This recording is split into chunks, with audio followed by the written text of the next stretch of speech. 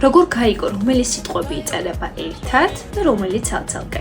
ალბათ ხშირად გქონია ასეთი მომენტი და მინდა კომპოზიტების ერთ-ერთ სახეს შევეხო და გასწავლო მარტივად გაარჩიო, რომელი სიტყვები დაწერო ერთად და რომელი ცალ-ცალკე. მაგალითად, ავიღოთ ერთ-ერთი სიტყვა ხანდახან. სიტყვას შუაში აქვს დაკავშირი და დაკავშირის მარჯვნივ და მარცხნივ არის თითო ხმოვანი. ასეთი სიტყვები ყოველთვის დაიწერება ერთად. ამის მსგავსი სიტყვებია სხვა და სხვა, ფეხ და ფეხ და ასე შემდეგ. თუმცა ქართულში ძალიან ბევრი გამონაკლისი გვაქვს და ასეთ შემთხვევაშიც გამონაკლისი იქნება კვლავ და კვლავ. ახლა კი მაგალითისთვის ავიღოთ ერთ-ერთი სიტყვა ბოლოს და ბოლოს.